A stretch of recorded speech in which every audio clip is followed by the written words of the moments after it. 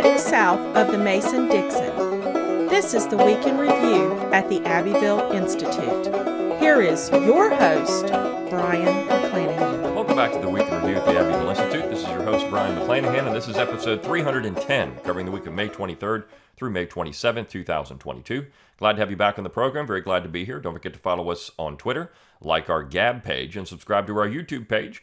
Of course, our YouTube page is a great resource, and now we have a new button on there, the Super Thanks button. So if you want to give us a few pennies, if you like the videos on there, which we have a number of videos, including our lectures from past conferences, you can click that little heart under the videos, and you can donate that way. So it's a great way to donate to the Institute right through YouTube as you're watching the video. It's fantastic. Also, download our free mobile app. You can get the Institute on the go. All of our lectures are on that app. And again, it's free of charge. Just go to your Apple Store or Google Play, wherever you get your apps, and download that application. You can also get it off the web. You have a web app if you want it on your computer too. And that's also on our website, abbevilleinstitute.org. So go to abbevilleinstitute.org, give us an email address. We'll give you a free ebook, Exploring the Southern Tradition. It's our gift to you. You get on our email list. And of course, that's how we keep in contact with you. You'll know about our upcoming conferences, events, all kinds of things that we're doing, our daily dose of Dixie. It's a great way for us to keep in contact with you and for you to contact us too. So make sure you've got that email address in our system. If everything else goes away, that's how we can stay in touch with you. Also, if you're there, click on that donate tab. We exist on your generous contributions alone. So if you like everything we do, consider a tax-deductible donation to the Abbeville Institute. You can also click on the shop tab while you're there, get our logo and all kinds of cool stuff, high quality embroidered material. So it's a nice way to advertise the Institute. And as always, rate, review, and subscribe to the podcast. Let people know you like it. Share it around on social media. We're not on Facebook, but that doesn't mean you can't share our articles on Facebook. So consider doing that. It's a great way to help spread the word. And we get lots of email from all over the world. I mean, it's amazing where people are finding the Institute. And we appreciate all of your support. So our summer school is coming up. It's now full. It's just in a few weeks, but it is full, and it's going to be a great time. We're, of course, going to have that. We have more videos coming out for you. Hopefully one next week. We'll see. But we think we might have one coming out next week. And we want to do more of that. There's all kinds of things we want to do. So those donations do help us in our mission to explore what's true and valuable in the Southern tradition. All right. Let's talk about the material for the week. We actually bookended this week with the Anti-Federalists. And I say the Anti-Federalists, sometimes that word is misused. The Anti-Federalists are the real Federalists in America. And of course, one of the most conspicuous, quote-unquote, Anti-Federalists was Patrick Henry. Now, what was Patrick Henry worried about? What were the, quote-unquote, Anti-Federalists worried about? Well, it was about consolidation. In fact, when you go back and you look at the debates in Philadelphia, and you look at the debates in the Virginia Ratifying Convention and in the various state ratifying conventions, it doesn't matter if you're talking about Virginia or New York or, Pennsylvania or Connecticut, Massachusetts, take your pick, right? Those that opposed the Constitution were worried about the effects it would have on the federal republic.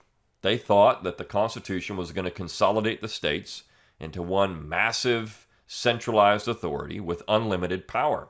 It's what they wrote about all the time. Of course, they talked about various parts of the document that would do that. They're worried about the executive branch. They're worried about the effects of Congress having the necessary and proper clause or the supremacy clause. It's what Patrick Henry called the sweeping clauses. They're worried about these things.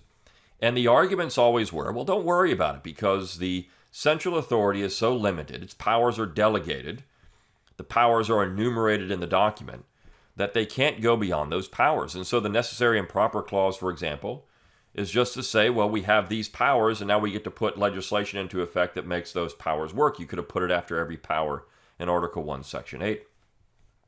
And so this was a persuasive argument. People said, okay, all right, if this is what you say the Constitution means, it's a limited central authority with enumerated or delegated powers, we'll ratify the document. And of course, within a year, all that's gone, right? And with the Judiciary Act of 1789, state reserve powers are going to come under the microscope of the federal government. And this is something that Calhoun was worried about throughout his political career. It was the fact that the reserved powers of the states were being interpreted by the central authority. Those reserve powers of the states are important because the states get to decide what powers they have and what powers the central authority has. This is clear in the document itself. The states can actually abolish the entire central authority through an amendment. They can hold another convention, another constitutional convention, quote unquote, and they could abolish the entire system. Only the states can do that. Not the people in the aggregate, but the states themselves. The states through conventions of the people of the states of that particular state. It's not a national convention like you would say in France, right? I mean, in France you had a national convention. Why? Because France is a unitary state. It's still a unitary state today. It's always been a unitary state. And political culture matters. And here in America, we've always had a decentralist political culture. It's why federalism was a beautiful American thing. Calhoun called it that. He called the federal system beautiful. He said this is a beautiful creation of American ingenuity, so to speak. But it's also based on custom and tradition. And he talks about how that would filter into America, what he called the Anglo-Saxon traditions. But of course, Anglo-Americanism, we wouldn't have America without this this English or Anglo tradition in the United States. It was that political tradition that led to what we have, this dominion theory that people talk about. But I think we need to be careful with this term anti-federalists. And we need to be careful with how we view someone like Joseph Story. Joseph Story was deceptive. Joseph Story, in his commentaries on the Constitution, was deceptive because what he was doing in that book, which is, I think, ingenious in some ways, he would take the arguments against the Constitution and say this proves that the Constitution would do these things. Because the opponents of the document said, X, Y, and Z. Yes, the Constitution does that.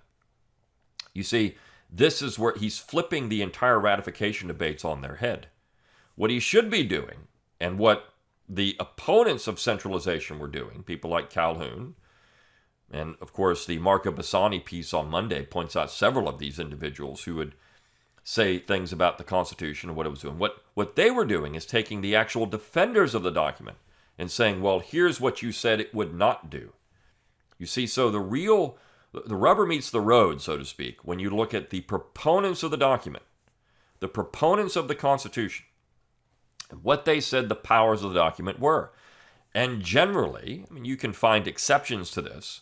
Even Hamilton would stray a little bit in the Federalist, but generally, you would find that the proponents of the document would insist that the powers of the central authority were so limited that you didn't have to worry about anything. That's an important argument, right?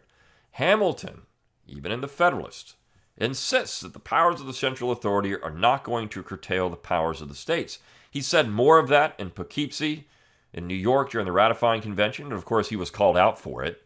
John Lansing, this is one of my favorite events in the entire ratification process. John Lansing calls him out and says, hey, Hamilton, I know you've talked a lot about the states' rights stuff, the powers of the states, but didn't you say in Philadelphia that you wanted to reduce the states to mere corporations? That you didn't really want them to have all these powers? And Hamilton, no, I never said that. I never said that. And then Lansing says, well, wait a second here. We got Yates in the attending here. Yates, didn't you take notes? And Yates, why don't you pull out those notes and see, because I know you wrote it down, what did Hamilton say? So Yates reluctantly did it. And the amazing thing about it, you can go read Yates' notes yourself. He writes down exactly what Lansing said, but he says, well, I don't know if Hamilton really meant that. I don't know. Yates was not a friend of the Constitution, by the way. He was against it. But I don't know if Hamilton really said these things. He might be interpreting it a little differently than what Hamilton meant. And these two guys, Lansing and Hamilton, almost fought a duel over this because Lansing was correctly calling Hamilton out as a liar. It's a fantastic episode in New York. It's so good. It's my second favorite is when in the Virginia ratifying convention when George Mason is being made fun of by some of the other delegates in Virginia, a couple of younger guys, and they're saying, this old man's lost his wits. And Mason goes up to him and says, sir, when you have lost yours, no one will notice, right? Because you're just so stupid. They won't even know when you don't have yours anymore. So, this is good stuff. These guys really didn't like each other all the time. And these debates are so good. Even the term browbeating comes out of Connecticut because the opponents of the Constitution they were blacklisted. You couldn't publish anything. So much good stuff coming out of this. Men were dragged to their seats in Philadelphia so they could be forced to vote. This was not a document that people liked, and they didn't like it because of consolidation. And so all the things that we see that develop from 1789 up until 1861, when we finally get to the war, it's all about consolidation. And the South hung on to this longer than the North. The North, New England, was certainly against consolidation, at least a large segment of the population. In Massachusetts, in Connecticut, in Rhode Island, they were certainly against consolidation. The vote in Massachusetts was slim. Why? Because John Hancock and Sam Adams promised that they would get a Bill of Rights because they were concerned about the powers of the central authority infringing on those of Massachusetts. There was a pretty substantial opposition to the Constitution in Connecticut, and the proponents of the document there, people like Wolcott and others, they said, look, the Constitution is going to be limited in power. It's not going to infringe on the powers of the state of Connecticut. Right? This is not going to happen. Roger Sherman made arguments like that in Connecticut. And Oliver Ellsworth, the same thing in Connecticut. So you had some pretty important states' writers in New England in that period of time. Same thing in New York. Same thing in Pennsylvania. The western part of Pennsylvania despised the Constitution. And so all of that stuff is going on. But the South held on to it because what happened is New Englanders figured out that nationalism, quote unquote, would actually work to benefit their section because they could get a numerical majority eventually. This is what the entire sectional conflict was about, and Calhoun accurately points it out. It's about power. Power. Every issue you can find in this period of time, in this 80-year period between the ratification of the Constitution and the war itself in 61, is about power. Take every issue, whether it's banking, internal improvements, take your pick, tariffs, slavery, whatever it is. It's all about power. Who's going to control the spoils of the government? Who's going to get rich off the government? This is the exact reason that they came up with all these things to use as knives against each other. Slavery was only a political issue when New England figured out that Western farmers were going to be anti-slavery. And so, if you can get Western farmers on your side, which they thought would have sided with the South naturally, this is why they were opposed to the Louisiana Purchase. You're going to have all these farmers out there, and they're not going to vote with us, and we're a perpetual political minority. We're doomed. This is the entire point of secession, people talking about secession in 1803, and even before that, and then after that. You look at the Hartford Convention. What did the Hartford Convention propose? It was amendments to the Constitution that would have cut the power of the South. This is all they wanted to do. It's about political power. And why did they want to do that? Because they knew that if they didn't cut the power of the South, and you have all these farmers in the West joining hands with the South, they were never going to get their political economic system ascendant in the general government. And so they come up with this way. Well, they figure out, though, well, wait a second here. Missouri really showed them something. Wait a second here. We've got all these Westerners. They're not really in favor of slavery expansion. They don't really want it. They don't want to compete with blacks at all. They don't even want them in their state. So why don't we come up with this issue to make slavery expansion a major hot political topic? And if we do that, you know what's going to happen? They're going to side with us. And when they side with us, then we can get our internal improvements, which they like, by the way. We can get our central bank, which they're not saying much about, and we can get our tariffs. We can get our American system. That's Henry Clay. Now, the funniest thing about John C. Calhoun and how he defined the American system was corruption. It's hilarious. In one speech, Calhoun essentially calls the American system corruption. It's not tariffs and banking and internal improvements. No. The American system that Henry Clay advocates is corruption. And so this is in the 1830s. It's hilarious. I mean, Calhoun was a very funny individual. You don't get that impression because it's not what the left wants you to think, or the neoconservatives, or anybody else. I mean, Calhoun is a guy that you can't think is funny, because if he's funny, well, I mean, he's the defender of slavery, and he's a bad guy, and he's the American Hitler, and all these other things that people are just stupidly saying. Calhoun was always a Republican. He was always a Democrat. He was always interested in limited power. And he wanted to come up with a way, just as the proponents of the document insisted would happen, that only the delegated powers of the Constitution would be enforced. And so this piece by Bassani, by the way, is from our 2003 summer school. We're almost at 20 years from that was our first summer school at the Abbeville Institute, 2003. It's almost been 20 years. Amazing. But that particular lecture, and I've got another one that we'll run at some point from Bassani. But that particular lecture gets into this quote-unquote anti-federalist tradition. And of course, Bassani's latest book develops that as well, published by the Abbeville Institute Press. So that's a good piece. And then Friday, we have Paul Yarborough writing a piece about war.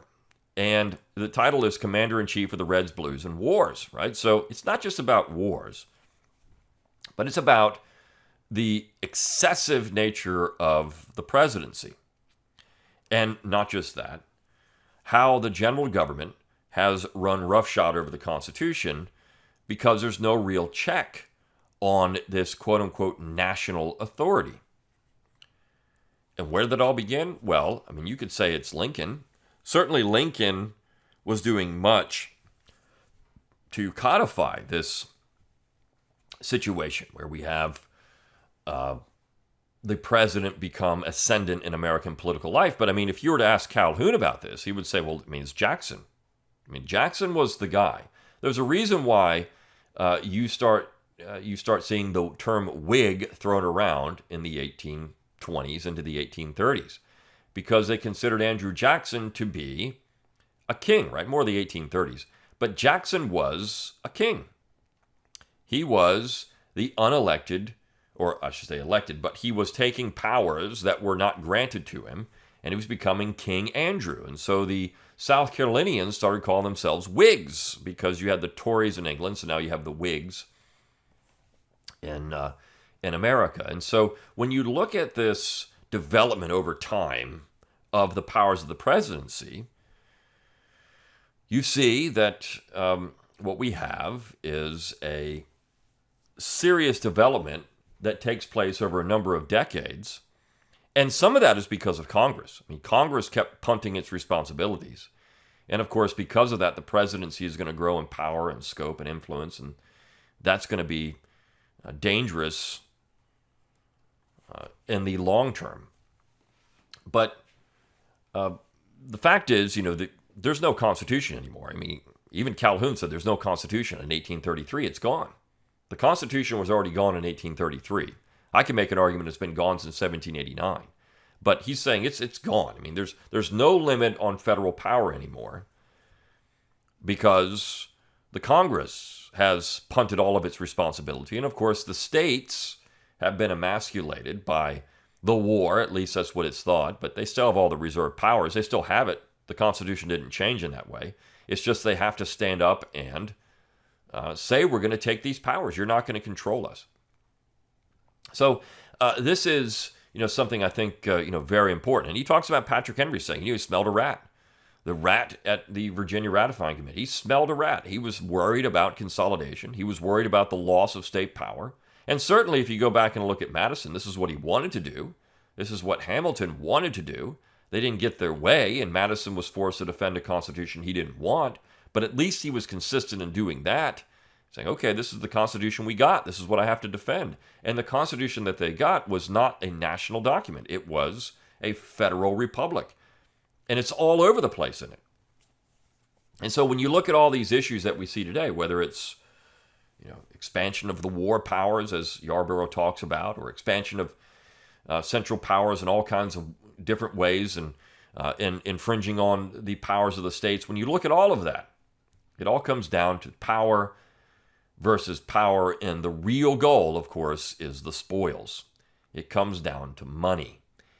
And when you have that much money, when you have more money than what you really should have, or you can borrow like you can with the central authority, you create a major problem for power, because once the Congress has it, and you see, well, our job in Congress is to pass legislation. Well, when they go up there, they think they got all this money, and we got to pass legislation. We have this issue, this issue, this issue, this issue, and we got to take care of all these things, and government's going to fix all this stuff. you have a religion.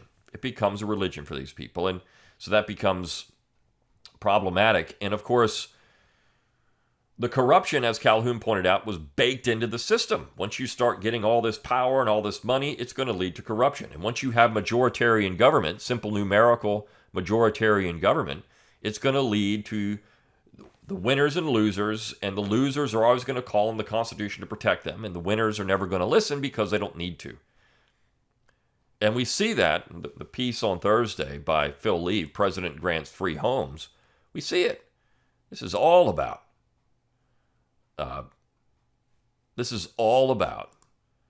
the fact that Grant was able to do all kinds of illegal things, or at least not maybe illegal, but immoral in office because of the corruption, right? Reconstruction was corruption more than anything else. Reconstruction was corruption. And we have to remember that. This is an important part of understanding what's happening here. It was a tremendously corrupt period. And I think that's what people miss about Reconstruction now. I mean, Grant is being revitalized, right? The image of President Grant as this very good president. Alan Gelzo has written a piece talking about how great Grant is. And you've got other people. Just recently, there was a piece in Law and Liberty talking about, we should think about Grant being a great president, and he shouldn't be maligned like he is. Well, Grant was correctly seen as a corrupt individual, and it's only been recently that we've had a situation where President Grant has had his reputation revitalized. I even remember back when I was an undergraduate, you had people talking about we're looking at Democrat, Republican, and I was having a conversation with somebody, and they were very upset about the Republican Party. And, Grant was the most corrupt guy in history. And there was still this impression of Grant. And he was a Republican. And if you're going to be a Republican, you've got to deal with Grant. So, see, this is what the Republicans started to do. They took that argument to heart. And they said, well, maybe Grant wasn't so corrupt. Maybe Grant was actually a good guy. Grant was the most favorable president when it came to civil rights in the history of America to that point. So, see, Grant is a Republican, and Republicans are in favor of civil rights, et cetera, et cetera. This is the argument that started to be made. And, of course, now you've seen Republican authors, because that's what they are, double down on this. Grant is the great hero, and he was trying to fight for what's good and fight against this oligarchic South, and he was trying to take care of... But as Phil Lee has shown in his book on Grant and his book on Reconstruction, Grant was a miserable, corrupt scoundrel. This is exactly what the impression of Grant originally was, the correct impression. Grant was not a good president. Grant was not against corruption. Grant was in favor of it. In fact, his wife, in this Grant's Free Homes, his wife was behind, some of the corruption when it came to the spoils of office. She wasn't happy with some things that went on with their home buying time as in the post-war period. And he was given a free house on the beach in New Jersey. I mean, this is, it used to be beachfront property wasn't considered to be the best property, and you can't really do anything with it. And this is funny because, now it's, $1 million property. But a long time ago, not even that long ago, in the last few decades, I mean, beachfront property was like, you can't really do anything with it. You got to worry about it getting blown away all the time, et cetera. Now people want to go and they want to get on the beach. But, it was kind of wasted land. There really wasn't much going on there. So Grant was given this beachfront home in New Jersey, beautiful home. There's a picture of it on the website, postcard from the late 19th or 20th century, I should say. And so we have this corruption that has been fostered by the fact that you have a central authority with unlimited power, and it can decide the extent of its own powers. I mean, this is what you have. Calhoun would actually talk about how the Supreme Court was important for checking unconstitutional federal power. He didn't have a problem with that. What he had a problem with is that the states wouldn't stand up and do it for themselves. You can't allow the central authority to decide, to tell the states what the reserve powers are. The states shouldn't listen to that. The states get to decide what the reserve powers are because that's the whole point of the federal Constitution. If it wasn't prohibited in Article 1, Section 10, the states could do whatever they want. This is the whole definition of reserve powers. And this is, again, when you look at an argument like secession.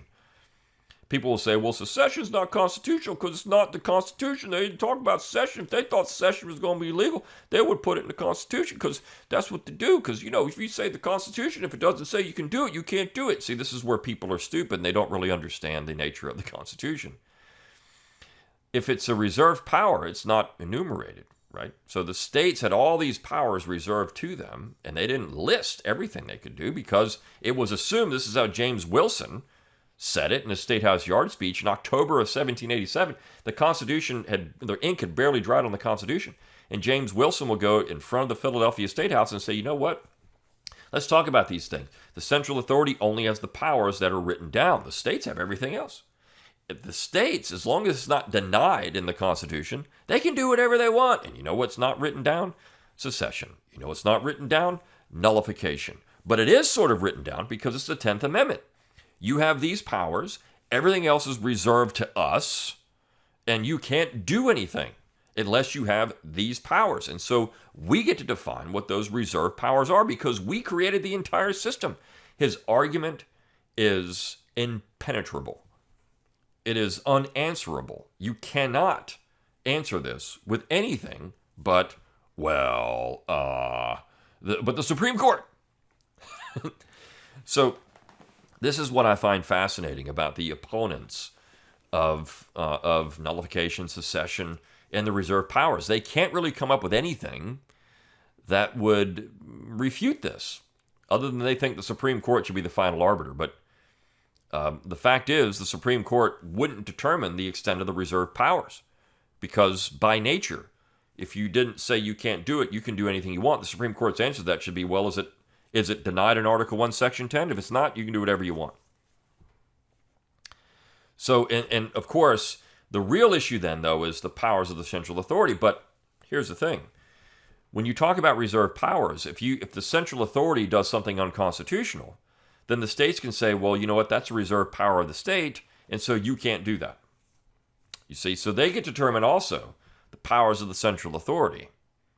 This is the whole point of the 10th Amendment. And it was the real teeth in the Constitution. It's just, unfortunately, the real issue is they didn't put an enforcement mechanism in it. They didn't say, okay, here's how we're going to do this. And that's led to a lot of problems moving forward. All right. So all that stuff, we had a lot of political stuff this week, and I wanted to hit on those things. But we also had two great pieces this week from Travis Holt and Brandon Meeks. Brandon Meeks always just says fun stuff, and his story on The Neighbor, if you haven't read it, it's so good. And it shows you, the one important part of the Southern tradition is neighborly relations, right? I mean, how you should treat your neighbor. Southerners have always been much more neighborly than other parts of the United States. It doesn't mean there aren't neighborly people in other places. Of course there are. But Southerners have always looked at this idea of community as being important. And when you compare that with Travis Holt's piece, this land is ours, and you talk about, where you have these strong communities developing in the South, and they become very provincial.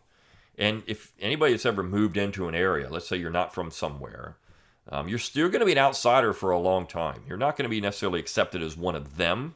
And this can happen anywhere, but you're not going to be accepted as one of them, but they will be friendly to you in the South. They will be neighborly to you. And I think that's the important thing to get out of it. As long as you don't come in and try to change everything. This is what's happening in the South now, though. You have areas that, of course, Charleston, for example, is a nice place, but so many people from out of state are moving in there, and they're bringing with them the baggage from where they're from. And you're seeing large numbers of people move into these areas of the South from other parts of the United States. The question is, Southerners have always welcomed this, but just don't bring your political baggage with you. Don't bring your culture and your traditions that are against ours with you. You can come down here and live like us, and we'll be neighborly, and we'll accept you, but just don't try to change us. And that's always been the situation in the South, and you see it. I mean, South Carolinians are very provincial people. And if you're not from South Carolina, when you move into the area, I mean, you're an outsider, right? But they will accept you as long as you're one of them. When I say that, I mean, as long as you don't try to change everything they're doing. And of course, that's not the case in Charleston anymore. I mean, Charleston has just become completely, Yankee-dom down there. And even the mayor, who was, I believe, a native Charlestonian, but he's just accepted the outside culture onto Charleston. And this is what South Carolinians always resisted. And you see this, though, in other places. I mean, now in New England. I mean, New England is dealing with this. You've got the people moving in New Hampshire. It's called the Free State Project. And you have all these people moving to New Hampshire. And the native people from New Hampshire can't stand it because they're bringing in all what they want to do. And it's so they want to resist all this stuff. You see, it's funny how, they're getting what they often do to somewhere else in New England now. But the South has always been a very provincial place. And I like this Travis Holt piece, talking about family and where your people are buried, because that's what he's talking about there. This is ours, right? This is where our people are buried. This is our culture. This is our traditions. And we want to hang on to that. But you do have neighborly people in the South, and I think that's the funny part of the Brandon Meeks story. All right. Had a lot of good stuff this week. Hope you enjoyed this week in review at the Abbeville Institute. Until next time, good day.